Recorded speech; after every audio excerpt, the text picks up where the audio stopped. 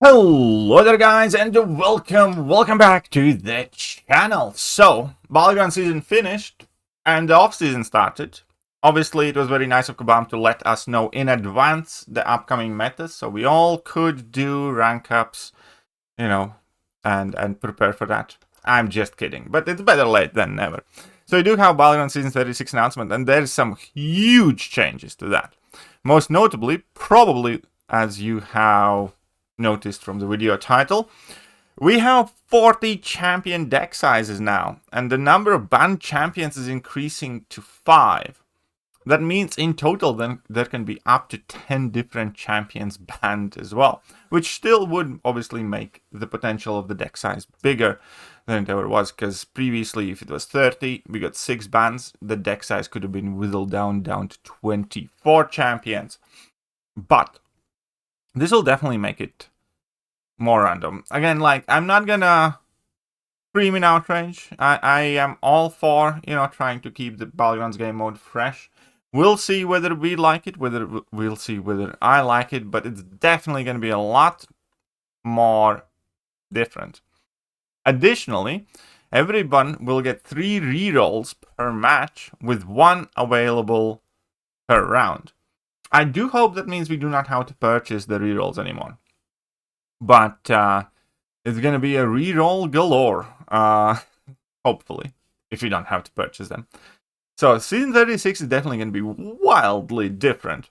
Has the regular preseason for a week, then February 18th it's going to start, and then we're going to have the 2 metas. There's also an UI update increasing the number of banned champions. We have improved the UI so you can scroll sideways to view the selections even when they go off screen. So UI is going to look a bit different for Battlegrounds as well.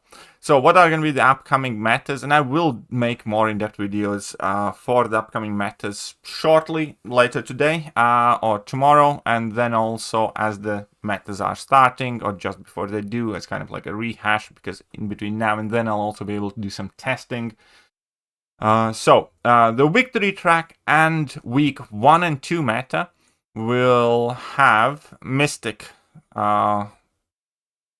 leaning nodes. So once per first one is more generic. So once per fight, when the defender drops below 60% health, #Saga attackers gain an indefinite 35% power efficiency passive, activating a special attack. While this power efficiency is active, the attacker gains 10% fury and promise passives. The effects of this node are unaffected by the ability accuracy modification. So you're going to be able to spam more special attacks with the Saga champions, which in itself will make the meta faster and nukier. Then on top of it all, we have Arcane Zeal. So this is the good old Mystic node, where Mystic attackers, whenever they fill a bar of power, gain 70% fury for 15 seconds. And whenever you nullify 1 buff from the defender, you turn that 15-second fury into an indefinite fury with max stacks of 5. So Mystic Champions will absolutely nuke through things. This also means Jugs is making a comeback. You know what? You know what kind of comeback he's making? You know how much I believe in my Juggy boy?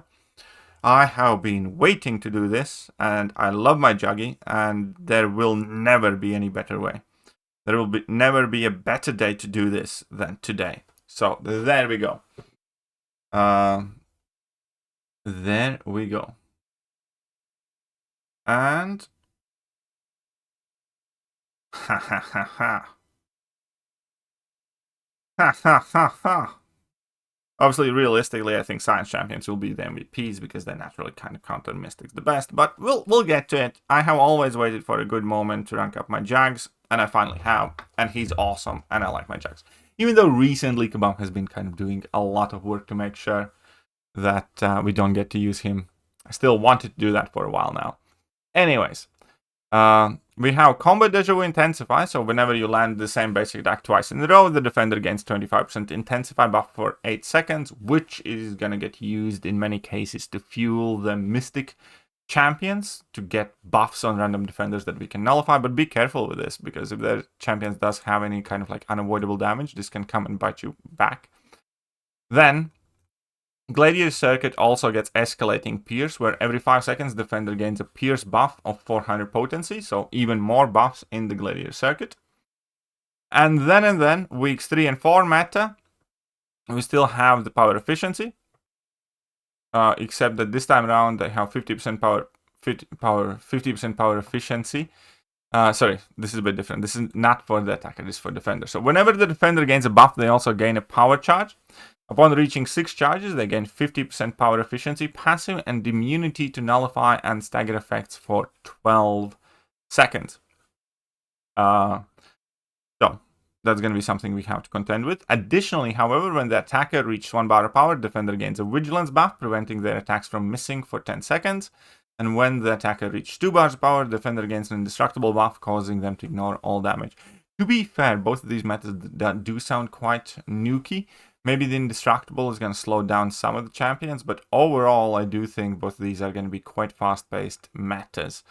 So it's, again, going to be interesting to see how that changes up with the 40 champion deck size. Like a freaking 40 champion deck size. The rewards, they're only mentioning emote of the arcade. Now, I do have a gripe to pick with this, especially knowing that Kabam's kind of like actively thinking about Battleground stuff, is like, where are the updates to the Battlegrounds Alliance event? That has not been updated, since I ever remember myself, and the fact that you barely can get any tier 4 alpha from it.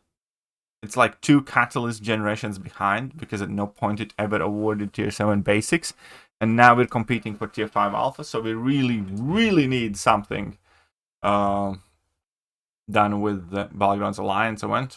Either just get rid of it completely for whatever reason, or, you know, at the very least keep it updated. I know you've seen me in the video $10. True. I do. We all see you in the video. But yeah, those are the changes. So obviously, as I said, later today I'll make a video kind of like trying to break the metas down and trying to predict what's happening. And then towards the beginning of the season, I will make the projected MVP video based on the testing as well. Meanwhile, however, I am more than interested in your comments, because yeah, it's gonna be wild to add 40 champions to the decks.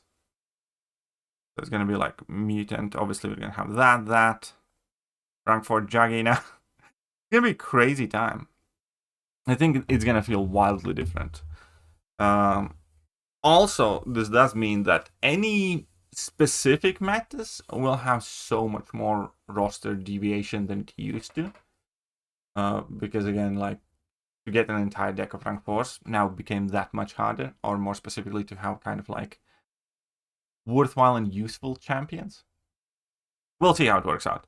But on the other hand, if we do have the 3 rerolls, we might have a better chance of hunting for specific champions.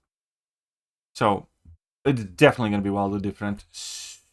So my next live stream, I'm going to be testing it out. If you do not want to miss that, absolutely hit that subscribe button, hit that follow button on Twitch, hit all the good buttons. My Twitch, I actually need to put this on the screen at some point soon, but my Twitch is Thekiryu111. I'll get some images for that. Either way, you guys are awesome. Let me know what you think, and I'll catch you guys soon. Bye-bye. Hello there, guys, and welcome back to the channel. So we have all been